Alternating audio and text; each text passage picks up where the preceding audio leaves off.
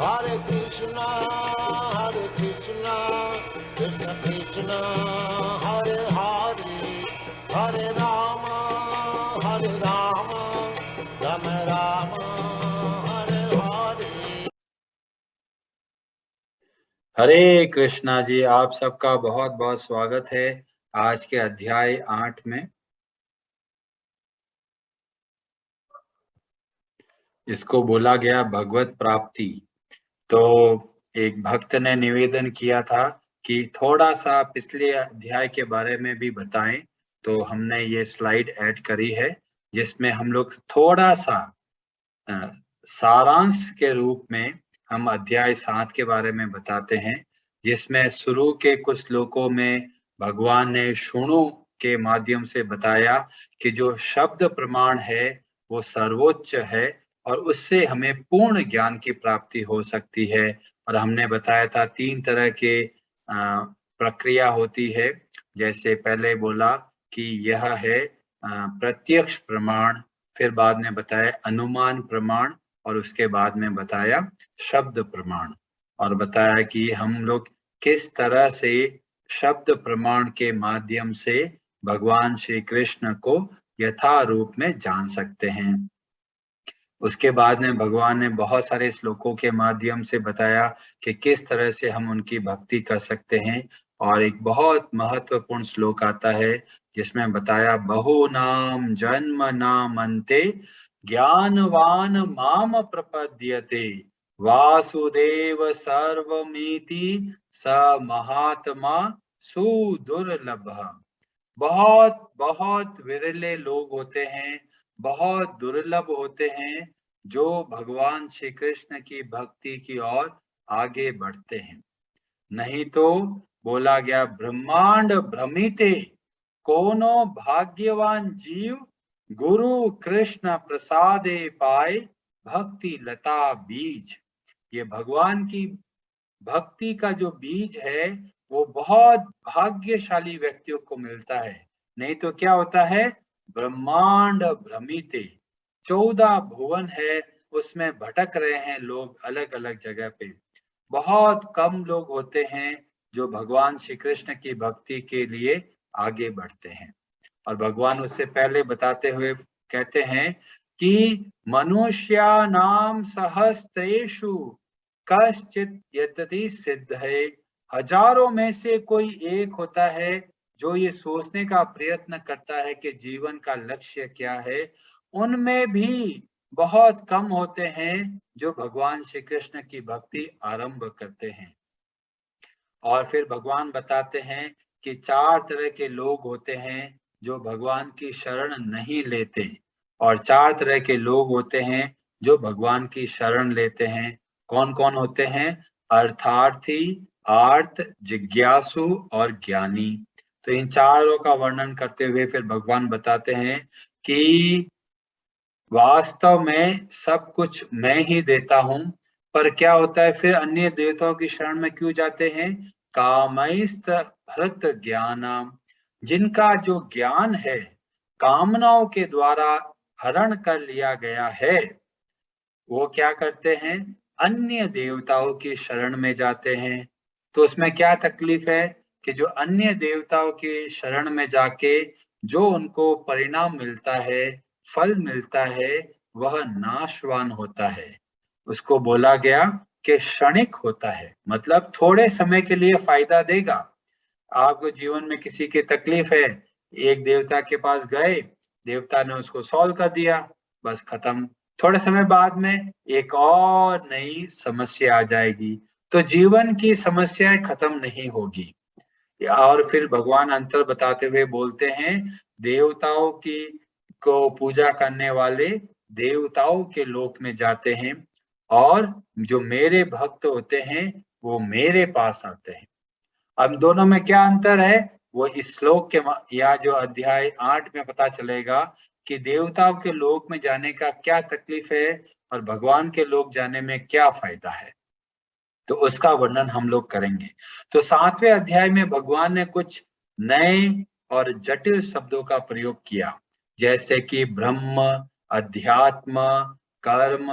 तो जैसे ही कोई नया शब्द अर्जुन को सुनाई दिया, उसको लगा ये तो समझ में नहीं आ रहा है और भगवान की स्पीड पूरी तेजी से आगे बढ़ रही है, तो वहीं पे भगवान को रोका और फिर भगवान से प्रश्न किया।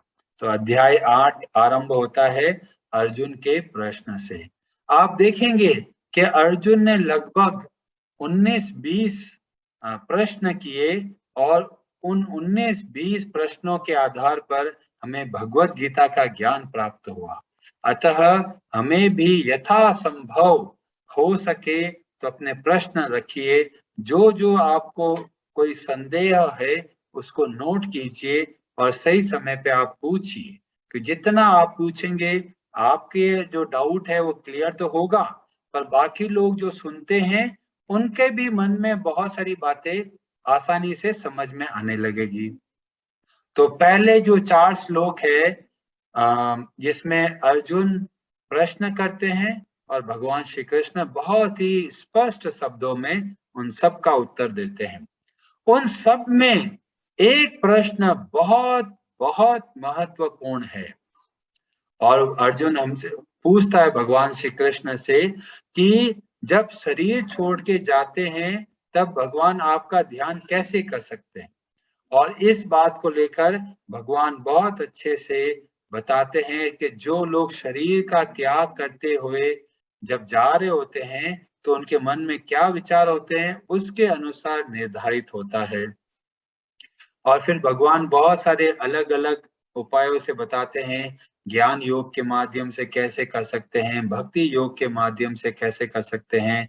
और फिर भगवान बताते हैं ब्रह्मा जी का जो दिन होता है वो कितना बड़ा होता है, तो कुछ गणना बताई गई है और फिर लास्ट में भगवान श्री कृष्ण इसको भक्ति से जोड़ते हुए बताते हैं। तो आज के जो अध्याय 8 में मुख्यतः इन 4 बातों को लेकर हम लोग चर्चा करेंगे।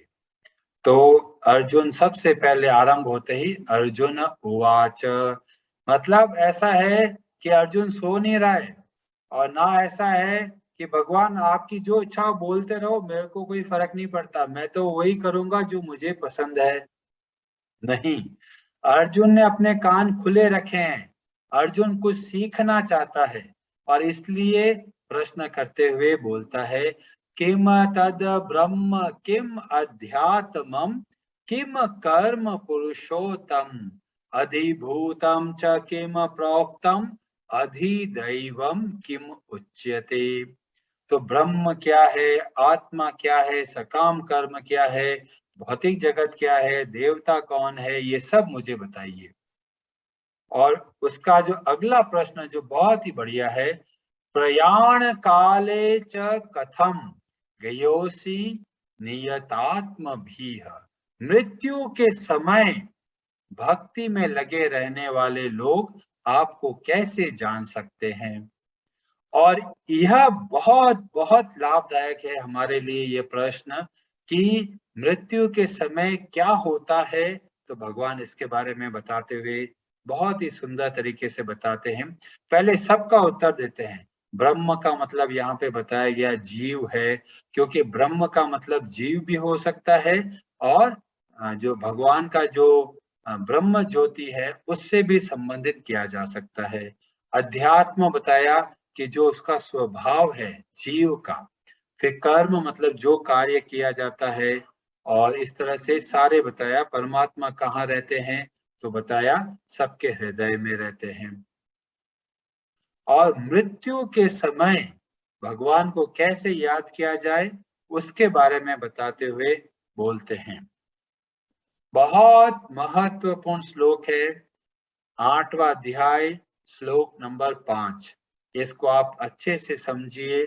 यहाँ पे बोला, अंत काले च मामेव स्मरन् मुक्त्वा कलेवरम यह प्रयाति स मद्भावम यान्ति नास्त यत्र संशयः।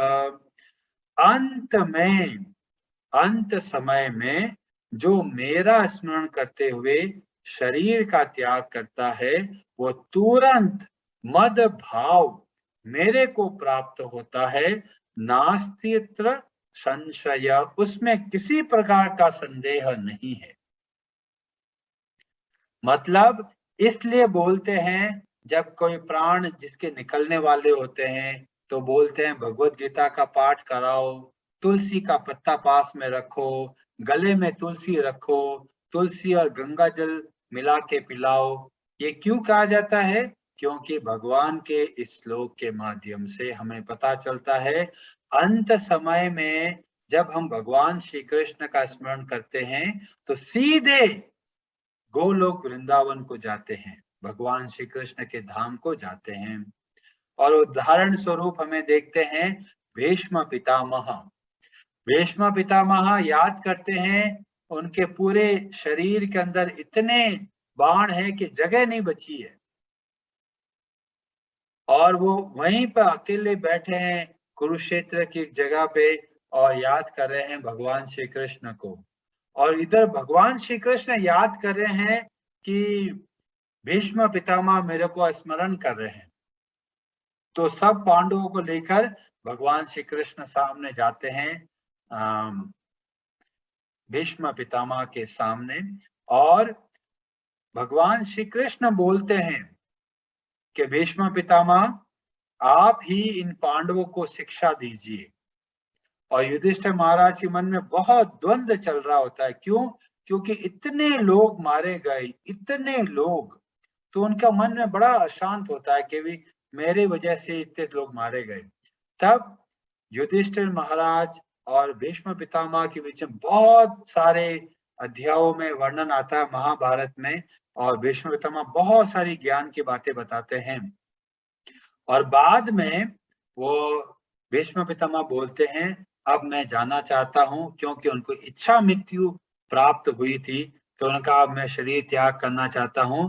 और भगवान को देखते देखते उनकी आंखें मतलब भगवान के अंदर लीन हो गए।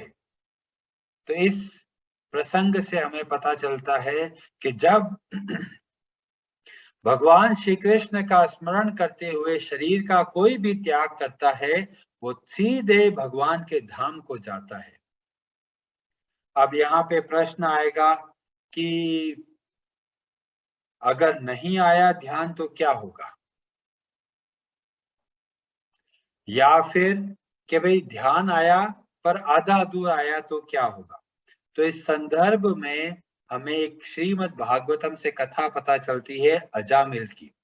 अजामिल वैसे तो ब्राह्मण था और बहुत ही सदाचारी और भगवान का भजन करने वाला था, पर एक बार एक ऐसा गलत दृश्य देख लिया और उससे उसका मन बड़ा भ्रमित हो गया, और इतना भ्रमित हो गया कि वह वैसा ही करने का प्रयत्न करने लगा। और जिस स्त्री को देखा था उस स्त्री से उसको अपने घर पे लेके आ गया, और उसकी खुद की जो पत्नी थी उसका त्याग कर दिया, और सब धर्म का कार्य छोड़कर पाप पूर्ण कर्म करने लगा, लोगों को कष्ट देने लगा, चुरा लिए धन, बहुत लोगों को गलत बोलना, मारपीट करना, और इस तरह से सारा उसका जीवन क्या हो गया, बहुत ही नरकमय, इतना पाप किए। और उसके जो स्त्री से बहुत सारे संतान भी प्राप्त हुई, पर जो सबसे छोटी आयु का जो बालक था उसका नाम रखा नारायण। अब ये कैसे रखा, ये बहुत बड़ा एक प्रश्न है। भागवतम में उसका वर्णन नहीं आता, पर कहीं मैंने सुना कि एक बार अजामिल ने एक साधु को कुछ मार्ग बताया, कुछ सेवा करी, और उस साधु ने बोला कि भाई तुम्हें जो सबसे प्रिय हो उसका नाम तुम नारायण रख देना। और इस तरह से अजामिल ने अपने सबसे छोटे बेटे का नाम रखा नारायण। और सब दिन आते जाते घूमते फिरते एक ही बात बोलता था, नारायण पानी लेके आओ, नारायण मेरे बिस्तर की तैयारी करो, नारायण ये करो, नारायण ये करो, नारायण ये करो, नारायण नारायण नारायण नारायण, हर वक्त नारायण नारायण बोल रहे थे। और धीमे धीमे वो बहुत वृद्ध हो गए, अब उनके प्राण निकलने वाले हैं। और उसका ध्यान किस पे है? अपने बेटे पे, क्योंकि इतना प्रेम भाव था कि भाई चलो मेरा बेटा है, मेरा अपना है, तो हमेशा अपने बेटे के बारे में सोच रहा था और अंतिम समय भी वो यही सोच रहा था। और सोचते सोचते उसको दिखा कि बहुत भयानक काले कलूटे, पांव उल्टे, भयानक आंखें, बड़े बड़े बाल वाले कुछ यमदूत रस्सी लेके आए और रस्सी लाके उसके गले में डाल के खींच रहे हैं। उसका जो जीवात्मा है, जो वास्तव में जीवात्मा को नहीं खींच सकते, वो जीवात्मा के साथ में जो सूक्ष्म शरीर होता है उसको पकड़ के लेके जाते हैं। तो वो सूक्ष्म शरीर को खींचते हैं यमदूत और बुरी तरह वो घबरा जाता है क्योंकि असहाय है। उसको लग रहा कोई मुझे जबरदस्ती मेरे को यहाँ से लेके जाना चाहता है और मैं जाना नहीं चाहता, और उसको कुछ समझ नहीं आ रहा कि क्या करूं। और बहुत ही तेज आवाज में बोलता है, नारायण। वो बच्चा तो आता नहीं है, पर भगवान श्री हरि, भगवान विष्णु के दूत वहां पर प्रकट हो जाते हैं। और ये बहुत बहुत स्पेशल घटना थी, क्योंकि कभी भी ऐसा नहीं होता कि जहां पर यमदूत हो वहां पर विष्णुदूत आए, ऐसा कभी नहीं होता। या जहां पर विष्णुदूत आते हैं वहां पर कभी भी यमदूत नहीं आते।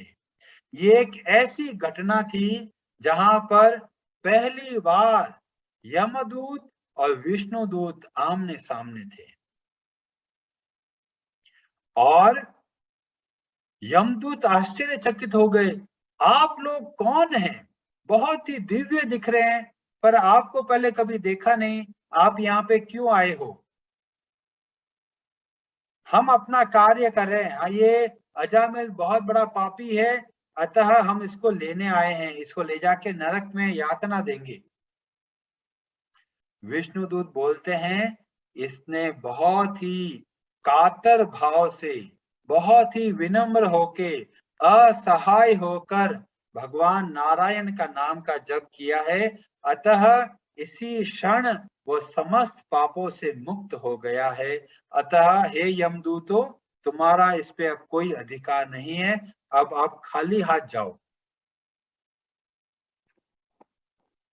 और बहुत पेजेस है, आप भागवतम में बहुत विस्तार से वर्णन आता है। विष्णुदूत कुछ बोलते हैं, यमदूत फिर कुछ बोलते हैं, बहुत डीप डिस्कशन चलता है और फाइनली यमदूत उसको लेके नहीं जा सके। पर अजामिल सब सुन रहा होता है, अरे ये विष्णुदूत यहाँ पे कुछ बोल रहे हैं और यहाँ पे कुछ और कोई बोल रहा है, और सब चीज देखते हैं। और अजामिल को अपना सारा पाप जो किया उसको दिखता है कि मैंने कितना गलत काम किए। और यमदूत अपनी जगह चले जाते हैं और विष्णुदूत भी अपनी जगह चले जाते हैं और अजामिल वापस जीवित हो जाता है। और अजामिल को सब दिखता है और तुरंत सब अपना पश्चाताप करने के लिए घर बार छोड़कर हरिद्वार जाता है और वहां भगवान श्री हरि का स्मरण करते हुए फाइनली स्वयं जो विमान, जो भगवान विष्णुदूत जो आए थे वो वापस आते हैं और लेके जाते हैं भगवान के धाम को। तो इस कथा के माध्यम से हमें पता चलता है कि अंत समय में गलती से भी भगवान का स्मरण हो गया तो भी हमें बहुत लाभ मिलता है, पर अगर बाय चांस नहीं याद आए तो क्या होगा? तो भगवान यहाँ पे बोलते हैं, यम यम वापि स्मरन् भावम त्यजन्त्येते कलेवरम तम तमेवेति कौन्तेय सदा तद्भाव भावितः। अंत समय में जो जो भाव रहता है उसी शरीर को वह प्राप्त करेगा। और बताया कि जैसा जैसा भाव है, आजकल हम लोग देखेंगे कि कोई किस भाव में बैठा है, कोई सोच रहा है कि शरीर तो जाने वाला है, जाने से पहले मजे कर लेते हैं। कई लोग सोचते हैं कि वो घर बड़ा शानदार था, बहुत ही मजेदार घर दिखता था, परिवार के सब सदस्य थे, तो इतना अपनापन है कि शरीर छोड़ देते हैं, फिर वापस उसी घर में आते हैं। और पुण्य होगा तो पुत्र या पुत्री बन के आ जाएंगे, और पुण्य नहीं होंगे तो उस घर में चूहा बन के रहते हैं, छिपकली बन के रहते हैं। तो ऐसा नहीं है कि हमारे घर के अंदर छिपकली आके बैठी है, इसका मतलब वो ऐसे ही नहीं आई है। वो ऐसे लोग हैं जो शरीर से और जो इस परिवार से अगर चिपके हुए रह जाते हैं, तो वापस उनको ऐसा शरीर मिलता है जिससे वो वहीं आसपास रहते हैं। जो लोग नशा करते हैं और जो लोग अलग-अलग, जो लोग आलसी होते हैं, तो उनको अगला जो जन्म प्राप्त होता है वो ऐसा शरीर प्राप्त होता है जिसमें कुछ काम नहीं करना, बस सोते रहो। जो म मांस खाने की इच्छा करता है तो ऐसा शरीर प्राप्त होता है जिसमें वो मांस खा सकता है। जो भगवान का भजन करता हुआ शरीर को त्याग करता है, वो भगवान के धाम को चला जाता है। तो ये बहुत महत्वपूर्ण है कि हमारा मन कहाँ पर फँसा हुआ है। कहीं पैसों में फँसा हुआ है, कोई लोगों में फँसा हुआ है, जगह-जगह पे। जैसे कि एक सेठ जी होते हैं, बीमार हो गए, मरने की तैयारी में है, आँखें खुल नहीं रही है, बड़ी मुश्किल से बोलते हैं, "अरे किधर हो भगवान?" कि जी इधर ही हूँ मैं, कि बहुत ही बढ़िया। वो बड़ा बेटा रामलाल किधर है? जी वो भी पास में ही बैठा है। और वो छोटा वाला बेटा श्यामलाल, वो भी पास में बैठा है। अरे दोनों इधर बैठे हो, दुकान में कौन बैठा है? तो ऐसा भाव हो गया। मतलब प्राण निकलने वाले हैं, पर सेठ जी का दिमाग गल्ले के ऊपर बैठा है, दुकान में बैठा है कि मेरा दुकान, मेरा गल्ला, मेरा बिजनेस, मेरा जॉब, मेरा परिवार, ये वो, जगह-जगह पे मन फँसा हुआ है। तो भगवान हमें सावधान करते हुए बोलते हैं कि हम जिस भाव का स्मरण करते हैं, उसी भाव के अनुरूप हमें शरीर की प्राप्ति होती है। तो अर्जुन सोचा बहुत ही बढ़िया, आराम से हम कुछ भी करेंगे, अंत समय में भगवान को याद कर लेंगे, बहुत आसान है। अजामिल ने भी तो ऐसे ही किया, पूरा जीवन तो ऐश किया और लास्ट में भगवान को याद कर लिया, बढ़िया हो गया ना। तो भगवान बोलते हैं ऐसा संभव नहीं है। क्यों संभव नहीं है? क्योंकि जो विचार पूरे जीवन जिसको लगाते हैं, अंत समय में वही विचार हमारे साथ आएगा। और भागवतम में बहुत सुंदर कथा आती है महाराज भरत के बारे में। ये भरत अलग वाले भरत हैं, रामचंद्र जी के छोटे भाई भरत वह नहीं है। तो ये एक बहुत बड़े भक्त हुए और सब बहुत अच्छा साम्राज्य राजा थे, फिर सबका त्याग कर कर वन में चले गए और भगवान के निमित्त कार्य करने लग गए। और कार्य करते-करते एक बार वो पूजा के लिए जा रहे थे, तो नदी में देखा कि एक हिरण का बच्चा डूब रहा था। तो तुरंत जाके उस हिरण के बच्चे को बचा लेते हैं। अब वो सोचते हैं कि अगर हिरण के बच्चे को यहाँ जंगल में छोड़ दिया, तो शेर या कोई और जानवर इसको मार देगा। और वो क्या करते हैं, उस हिरण को अपने आश्रम में लेके आ जाते हैं। और आश्रम में लाकर और उसको आश्रम में रहता है, और साथ में जो भरत महाराज हैं, वो अपना जो पूजा विधि विधान जो करना है वो करते रहते हैं। पर उनके मन में एक चिंता रहती है कि ये हिरण का बच्चा अकेला है, कल को ये मर गया तो क्या होगा, मुझे उसका ध्यान रखना है। तो इस तरह से धीमे-धीमे करके बहुत ज्यादा लगाव हो जाता है। आजकल लोग देखेंगे, बहुत सारे लोगों के घर में कुत्ते मिलते हैं कि भाई ये कुत्ता है, अलग-अलग नाम दे, टॉमी दे दिया, कोई क्या नाम दे दिया, कहते हैं भाई ये हमारा परिवार का सदस्य है।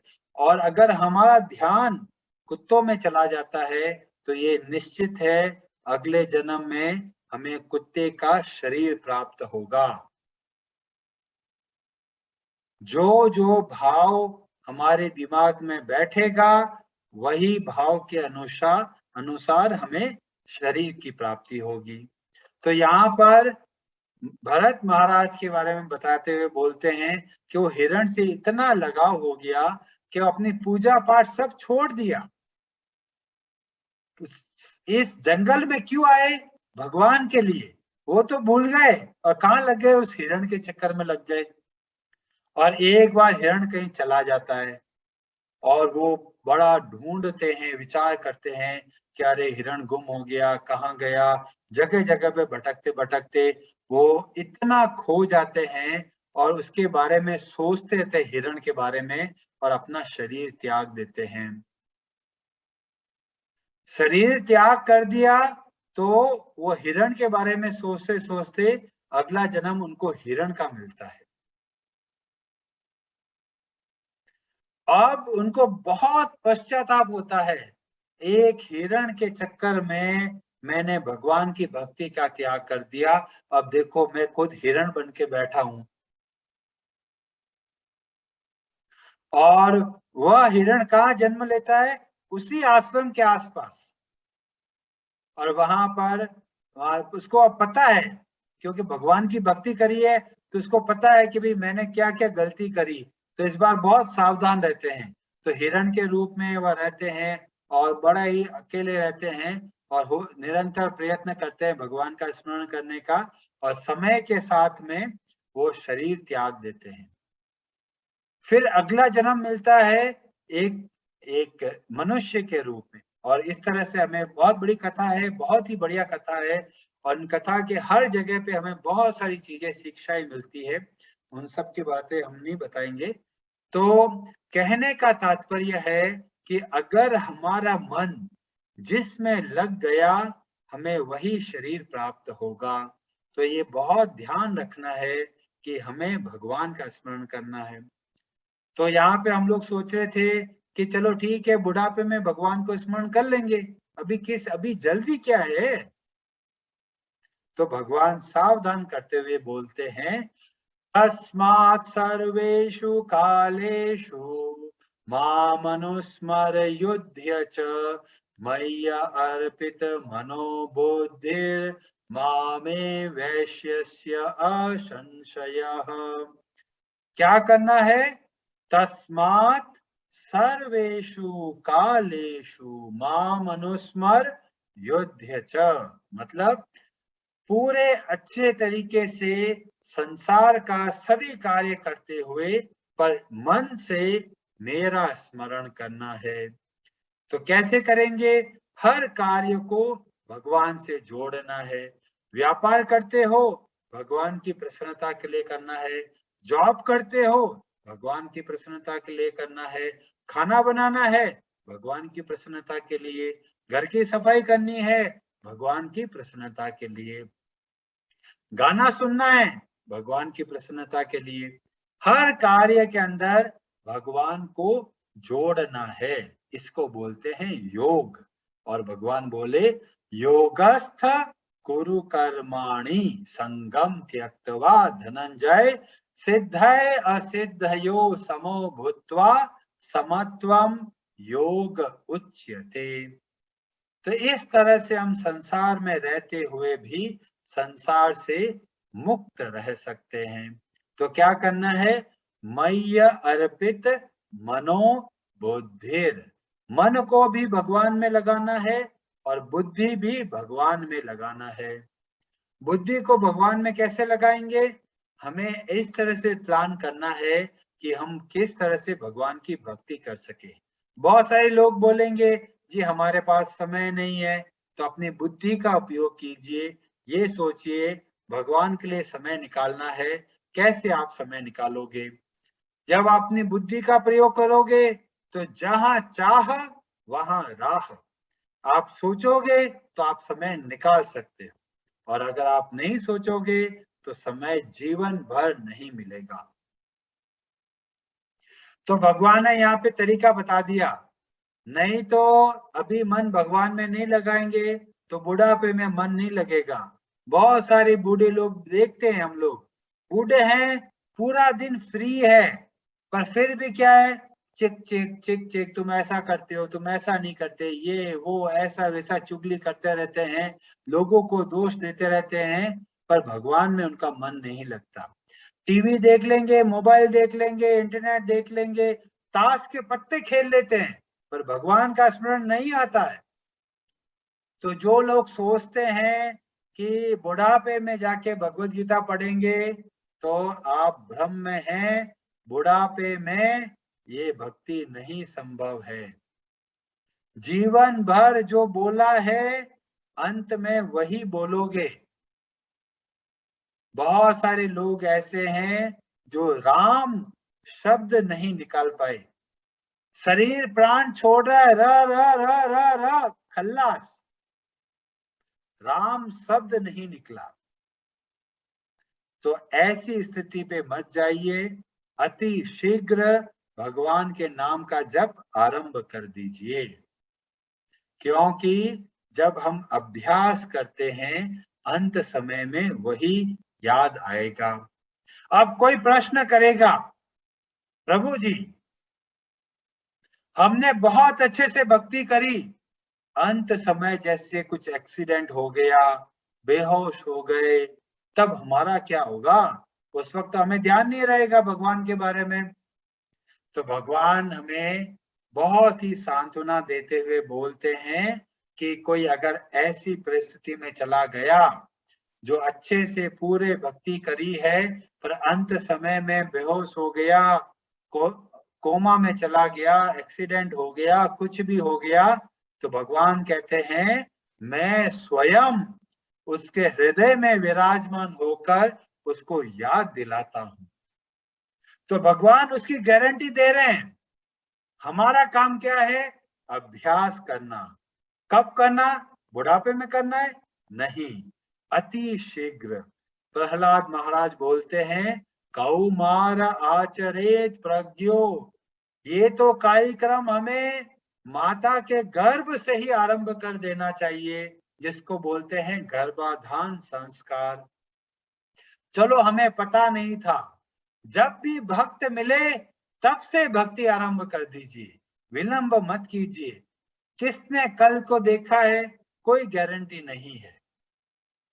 इसलिए भगवान ने हमें सावधान करते हुए बोल दिया तस्मात् सर्वेषु कालेषु, हर समय मेरा स्मरण करना है।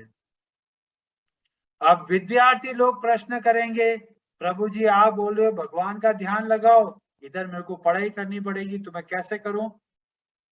तो भगवान बोलते हैं कि आगे अगला दिन का जो श्लोक है उसमें बताएंगे कि पहले हम भगवान का स्मरण करो, फिर आपको जो पढ़ना है, जो दिमाग का कार्य है वह कीजिए, और जब कार्य पूरा हो जाए फिर भगवान का स्मरण वापस कीजिए। तो इस तरह से भी आप भगवान का स्मरण माना जाता है। और इस तरह से बताते हुए भगवान ने बोला, हे अर्जुन ऐसे मन नहीं लगेगा। क्यों नहीं लगेगा? बहुत जन्मों से हम संसार में भटक रहे हैं, भगवान के रास्ते वापस जाना बहुत कठिन है। तो क्या करें?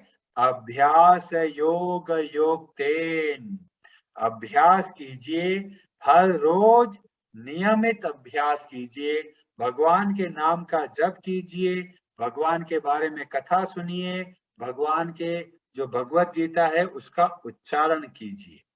तो इस तरीके से हर रोज नियमित अभ्यास करते करते हमारा मन भगवान में लगने लग जाएगा। तो भगवान बहुत अच्छे तरीके से मार्ग बताते हुए कार्य कर रहे हैं।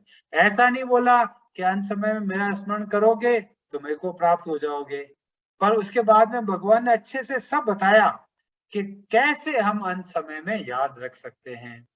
तो ये भगवान की भगवत गीता बहुत अद्भुत है, हमें बहुत अच्छे से मार्ग बताते हैं और बताते हैं कि ये क्यों आवश्यक है। और यहाँ पे भगवान बहुत सुंदर शब्दों में बोलते हैं, अनन्य चेताः सततम यो माम स्मरति नित्यशः तस्याहं सुलभः पार्थ नित्य युक्तस्य योगिनः। जो निरंतर नित्य नियमित रूप से मेरा स्मरण करने का प्रयत्न करता है, तस्याहम, उसके लिए मैं क्या हूं? सुलभ हूं। भगवान कहते हैं आप घबराओ मत। कई लोग सोचते हैं अरे भगवान पता नहीं दूर कहीं बैठे हैं, कब सुनेंगे हमारी बात। तो भगवान यहाँ पे गारंटी दे रहे हैं, जब हम नित्य निरंतर भगवान का स्मरण करते हैं, भगवान बोलते हैं उसके लिए मैं बहुत ही सुलभ हूं, आराम से मिल जाता हूं। तो भगवान यहाँ पे बताते हुए कह रहे हैं कि मैं तो बहुत आराम से मिल जाता हूं, पर मेरे भक्त आराम से नहीं मिलते। पिछले श्लोक में भगवान ने बोला, पिछले अध्याय में, सुदुर्लभ, जो ऐसे महात्मा है। कौन से महात्मा? जैसा कि बोला कि बहु नाम जन्म नाम अंते ज्ञानवान माम प्रपद्यते वासुदेव सर्वमिति स महात्मा सुदुर्लभ। भगवान दुर्लभ नहीं है, दुर्लभ है भगवान के भक्त। अगर हमें ऐसे भक्त का सत्संग प्राप्त हो तो ये वास्तव में भगवान की बहुत भारी कृपा है। और इसके बाद में भगवान एक बहुत बड़ा सत्य का खुलासा करते हैं। हम लोग सोचते हैं ये दुनिया कितनी हसीन है, कितनी रंगीन है, मजा ही मजा है। तो भगवान बोलते हैं अभी आंखों पे चश्मा लगा रखा, खोल के देखो कैसा है। तो भगवान बताते हुए कह रहे हैं, मामुपेत्य पुनर्जन्म दुखालयम अशाश्वतम नाप्नुवन्ति महात्मानः संसिद्धिं परमां गताः। जो भक्ति योगी है, महात्मा है, वो क्या करते हैं? मामुपेत्य, मेरे को प्राप्त होते हैं। और मेरे को प्राप्त होने के बाद क्या होता है? उनका पुनर्जन्म नहीं होता। कहाँ पुनर्जन्म नहीं होता? इस संसार में नहीं आते। और इस संसार की क्या खासियत है? इस संसार के दो बड़े गुण बताए गए। पहला गुण बोला दुख आलयम, विद्यालय में विद्या मिलेगी, दुखालय में आपको दुख ही मिलेगा। फिर लोग कहते हैं भगवान आपने हमारे जीवन में दुख क्यों दिया है? अरे बाबा, जब दुखालय में रहेंगे तो वहां दुख तो मिलना ही है। और महत्वपूर्ण शब्द क्या आता है? अशाश्वतम, मतलब क्षणिक है, मतलब बदलता रहता है। तो फिर एक और प्रश्न आएगा, भगवान आपने बोला हम सब आपके अंश हैं, बात सही है, फिर हमें इस दुखालय में क्यों भेज दिया? तो यहाँ पे बोला जाता है कि यह संसार को बोला गया ये एक जेल है, और हम सब यहाँ पे सजा काट रहे हैं। जेल के अंदर जो कैदी होता है उनको क्या आराम मिलता है? उनको सबको बहुत तकलीफ होती है, उनको कम खाना मिलता है, बहुत परिश्रम करना पड़ता है। और यहाँ पर हमें इस संसार के बारे में भगवान बताते हुए बोलते हैं कि ये जो दुख का सागर है, यहाँ पे दुख ही मिलेगा, और यहाँ पे सुख की कल्पना करना व्यर्थ है। तो क्या हम लोग जेल के अंदर बैठे हैं? अरे किसने बोला है? हम तो फ्री हैं, जहां चाहे वहां जाते हैं, जब चाहे वहां जाते हैं। कौन हमें रोक टोक करने वाला? हम तो जेल में नहीं है। तो बोलते हैं कि हमें इस जेल में सजा सुनाई गई है। कौन सी सजा है? 4 सजा सुनाई गई है। क्या? जन्म, मृत्यु, जरा और व्याधि। तो ये जीवन के कष्ट है जो हमें मिलते रहते हैं, और इस वजह से हमें रह रह के दुख मिलता रहेगा। और किसी लोक में चले जाओ, ब्रह्मा जी के लोक में चले जाओ, वहां भी ऐसी तकलीफ है। देवताओं के लोक चले जाओ, वहां पे भी ऐसी तकलीफ है। पर जब भगवान श्री कृष्ण के धाम को जाते हैं तब वहां पर ये तकलीफ नहीं है। इसलिए भगवान महत्व दे रहे हैं कि ये जो जेल है उससे बाहर निकलकर हमारा जो वास्तविक घर है, जिसको बोलते हैं गोलोक वृंदावन, हमें वहां पर जाना है। हम सब धर्मशाला में बैठे हैं, ये जेल है, तो इसका जेलर कौन है? तो बोला कि इस जेल का जेलर है देवी दुर्गा। दुर्गा शब्द का मतलब क्या है? दुर्गा शब्द का मतलब है दुर्ग। दुर्ग का मतलब होता है किला। किला का एक तरह से हो गया बंदी ग्रह। और उसके जो स्वामी हैं, स्वामिनी हैं, वे है देवी दुर्गा, जिसको बोलते हैं हम महामाया। और उस उस माया के जाल के अंदर हम लोग क्या हो गए? इस जेल के अंदर बंदी बन गए हैं।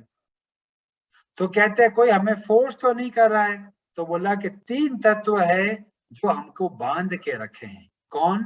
सत्व गुण, रजोगुण और तमोगुण। ये तीन गुण से क्या हो गया? हम अपने आप को बांध दिए हैं। जो सत्व गुण में स्थित होता है वो देवताओं के लोकों को जाता है। जो रजोगुण में स्थित होता है मनुष्य बनता है। और जो तमोगुण में स्थित होता है वो और नीचे के शरीरों को प्राप्त होता है, जैसे कि पशु, पक्षी और पेड़ पौधे, इस तरह से। तो ये सब हमको बांध के रखे हैं। तो इस तरह से भगवान ने बताया कि ब्रह्मा जी से लेकर सब के सब लोगों के अंदर ये प्रॉब्लम है, पर मनुष्य देह के अंदर ये बहुत बड़ा गुण है कि हम इसको पार करके जा सकते हैं। यहाँ पे भगवान बोलते हैं आ ब्रह्म भुवनान लोका पुनरावर्तिनोर्जुन। ये पुनरावर्ती है। पुनरावर्ती मतलब आते जाते रहते हैं, चक्कर लगता रहता है। अच्छा पुण्य किया, देवता के लोग चले गए, पुण्य खत्म हुआ, वापस मनुष्य बन गए। गलत काम किए, पशु बन गए। अपने कर्मों का भोगा, फिर वापस मनुष्य बन गए। तो ऊपर नीचे भाग ही रहे। और इसीलिए बोला गया ब्रह्मांड भ्रमिते, भटक रहे हम। फिर भगवान आगे की लाइन में बोलते हैं मामुपेत्य तु कौन्तेय पुनर्जन्म न विद्यते। पर जो मेरे पास आते हैं उनका वापस इस दुख के सागर में आने की आवश्यकता नहीं है।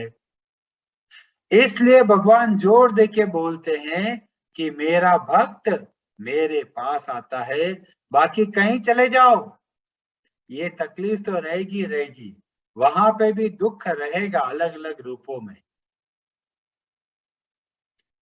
यहाँ पर बताया आ ब्रह्म भुवनान लोका, तो यहाँ पे बताते हुए बोलते हैं 14 भुवन। आप इस जो स्क्रीन पे दिखा रहे हैं ये बहुत महत्वपूर्ण है, आप इसको अच्छे से देखिए। 14 भुवन, सबसे नीचे है रसातल, फिर उसके ऊपर है महातल, फिर तलातल, फिर सुतल, फिर वितल, फिर अतल। अतल के ऊपर आता है भूलोक। भूलोक वह हो गया जहाँ पर पृथ्वी लोक है, जहाँ पे हम लोग निवास करते हैं। और हमारे ऊपर बताया भुवर लोक, स्वर्ग लोक, महर लोक, जनलोक, तपलोक, सत्य लोक, जहाँ ब्रह्मा जी रहते हैं। तो इस 14 भुवनों में कहीं चले जाओ ये तकलीफ रहेगी। कौन सी? जन्म, मृत्यु, जरा और व्याधि। तो कहते हैं देवता लोग बीमार पड़ते हैं। हाँ जी, बीमार पड़ते हैं। उदाहरण है, बहुत सारे उदाहरण हैं। इंद्रदेव बीमार पड़ जाते हैं, अग्निदेव बीमार पड़ जाते हैं। क्यों? एक बार इतना उनका हवन किया जाता है तो अग्निदेव घी खा खा के उनका पेट खराब हो जाता है। तो अग्निदेव आके प्रार्थना करते हैं भगवान श्री कृष्ण से कि आप कोई उपाय करो, मुझे कुछ जड़ी बूटियां खिलाओ। कि जड़ी बूटी कहाँ मिलेगी? कि जो खांडव वन है उसमें मिलेगी। तो आप खांडव वन को जलाने की मेरे को अनुमति दीजिए, मैं स्वस्थ हो जाऊंगा। यहाँ तक तो देवताओं के भी वैद्य है। जिसको बोला गया अश्विनी कुमार। वो देवताओं के वैद्य है, मतलब देवता लोग बीमार पड़ जाते हैं तो उनके पास आते हैं। तो इस तरह से बताया कि कहीं पे भी चले जाओ, यहाँ पर ये तकलीफ रहेगी। किसमें? इस ब्रह्मांड में। तो इस ब्रह्मांड के बाहर भी कोई जगह है? तो बोला हाँ। तो नीचे वाले जितना बताया गया है वो सब ब्रह्मांड में जो तकलीफ वाला है, ऊपर वाला जो हिस्सा है वो भगवान का धाम है, जो उसमें वैकुंठ लोक आता है, उसमें अयोध्या आती है, उसमें मथुरा है, उसमें वृंदावन है, उसमें गोकुल है। वे सारे के सारे लोक वहां पर है, जो कि जिसको बोलते हैं ये नित्य है। और वह वहां पर केवल एक कार्य होता है, वह है भगवान की सेवा। और बताया कि हमें लगता है कि अभी जनसंख्या बढ़ रही है, पर वास्तव में बताया कि छोटा सा हिस्सा ही है जिसको संसार बोलते हैं। और जो अध्यात्म लोक है कि उससे भी कई गुना ज्यादा विशाल है। एक सिटी के अंदर, जेल के अंदर कितने लोग होते हैं? थोड़े से। जेल के बाहर कितने लोग होते हैं? बहुत सारे। ऐसे ही जो लोग भगवान से द्वेष भाव रखते हैं वो इस संसार में आते हैं अपने आप को शुद्ध करने के लिए। इस तरह से भगवान ने बहुत सुंदर तरीके से बताया कि इस संसार का वास्तविक स्वरूप क्या है। और ब्रह्मा जी, हम लोग सोचते हैं कि ब्रह्मा जी तो अमर होंगे, नहीं, उनका भी एक समय अवधि है। जैसे बताया गया कि एक जिसको बोला अभी जो युग है कलयुग है, कलयुग के बाद में आता है सतयुग, सतयुग के बाद में आता है त्रेता, त्रेता के बाद में आता है द्वापर, द्वापर के बाद में वापस आता है कलयुग। तो इस तरह से पूरी एक साइकिल बन गई, तो उसको बन गया चक्र, और ये बन गया एक महायुगा और दिव्य युगा। ये ऐसे बहुत सारे दिव्य युग जब मिलते हैं, 71 दिव्य युग मिलते हैं, तो एक मनवंतर बनता है। उस एक मनवंतर में मनु बदलते हैं और सब देवी देवताएं बदल जाते हैं। इंद्र कोई बन जाता है, वरुण कोई बन जाता है, चंद्र कोई और बन जाते हैं, सब बदल जाते हैं। फिर ऐसे 14 मनवंतर होते हैं, तब ब्रह्मा जी का एक दिन होता है, सुबह से लेकर शाम तक। तो इस तरह से ब्रह्मा जी का एक दिन, कितने कह रहे हैं कि भाई कम से कम 300 ट्रिलियन, ट्रिलियन का मतलब हो गया, बिलियन होता है 10 की पावर 9, ट्रिलियन हो गया 10 की पावर शायद 12, इतने जीरो। ये है ब्रह्मा जी का एक दिन। और ब्रह्मा जी भी कम से कम 100 वर्ष तक जीवित रहते हैं। तो इतनी बड़ी आयु है, फिर भी भगवान बोलते हैं आ ब्रह्म भुवनान लोका पुनरावर्तिनोर्जुन। तो ब्रह्मा जी तक चले गए, वहां से भी वापस आना पड़ता है। पर यहाँ पे बोला कि जो मेरा परम धाम है उसको प्राप्त होकर फिर हमें इस संसार में नहीं आना पड़ता। न निवर्तन्ते तद धाम परमम मम। और कैसे प्राप्त होते हैं उस धाम को? तो बोला पुरुषः स परः पार्थ भक्तया लभ्यस्त्वन अनन्यया। कैसे प्राप्त होते हैं भगवान? अनन्य भक्ति के द्वारा। अनन्य भक्ति कैसे होती है? ना अन्य किसी और की शरण नहीं, एक मेरे स्वामी, एक आस, एक विश्वास, एक भरोसा राम का, केवल एक आश्रय। जब इस भाव से हम भक्ति करते हैं तब हम भगवान को प्राप्त कर सकते हैं। और कोई मार्ग नहीं है भगवान के पास पहुंचने का। ज्ञान मार्ग भी तभी तक काम करेगा जब तक वो भगवान से नहीं जुड़ता। भगवान से नहीं जुड़ेंगे तो ज्ञान हमें काम नहीं करेगा, कर्म भी हमारे काम नहीं आएगा। जब तक भक्ति नहीं जुड़ती भगवान से मिलना असंभव है। और इस तरह से भगवान ने बताते हुए बोला, तस्मात् सर्वेषु कालेषु योग युक्तो भव अर्जुन। पहले क्या बोला? तस्मात् सर्वेषु कालेषु माम अनुस्मर युध्य च। और यहाँ पे बोला योग युक्तो भव अर्जुन। तो क्या दोनों अलग अलग है? नहीं, दोनों एक ही है। योग युक्तो मतलब योग में स्थित होके कार्य करना। और वही बात भगवान ने बोला, माम अनुस्मर युध्य च। युद्ध मतलब अपना कर्तव्य कर्म करो, और बोला मेरा स्मरण करो। और इसी को भगवान ने योग बोला है। प्राणायाम को योग भगवान नहीं बोलते।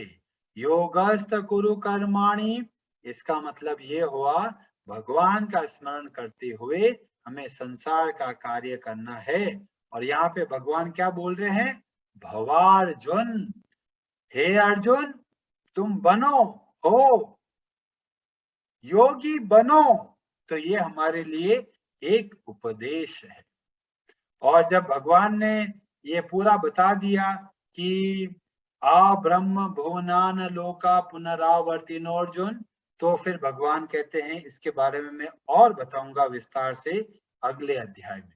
तो अगला अध्याय, अध्याय 9 बहुत महत्वपूर्ण है। और वो हमें और अच्छे से बताता है कि भगवान की भक्ति कैसे की जाए, और देवता और भगवान में क्या संबंध है, और हमें किस तरह से इस संसार में रहते हुए भगवान का स्मरण करते हुए इस संसार के बंधन से मुक्त हो सके। तो 9वां अध्याय बहुत महत्वपूर्ण है। ये जो बता रहा 7वां अध्याय से लेकर 12वां अध्याय में भगवान ने बहुत अच्छे तरीके से भक्ति के बारे में बताते हैं। 9वां अध्याय में तो इतने अच्छे अच्छे श्लोक है, बस जैसे आप बस स्मरण कीजिए आपको इतना आनंद प्राप्त होगा। एक बहुत बढ़िया श्लोक है, कौन्तेय प्रतिजान ही न में भक्त प्रणश्यति। ऐसे अद्भुत श्लोक है, आप जब सुनेंगे तो ऐसा लगेगा भगवान कितने दया करके हमें इतने अद्भुत ज्ञान के बारे में बता रहे हैं। समय का अभाव है, हम अपने कार्यक्रम को यहाँ विराम देते हैं। आप सबका बहुत बहुत धन्यवाद और अच्छे से सुनने के लिए।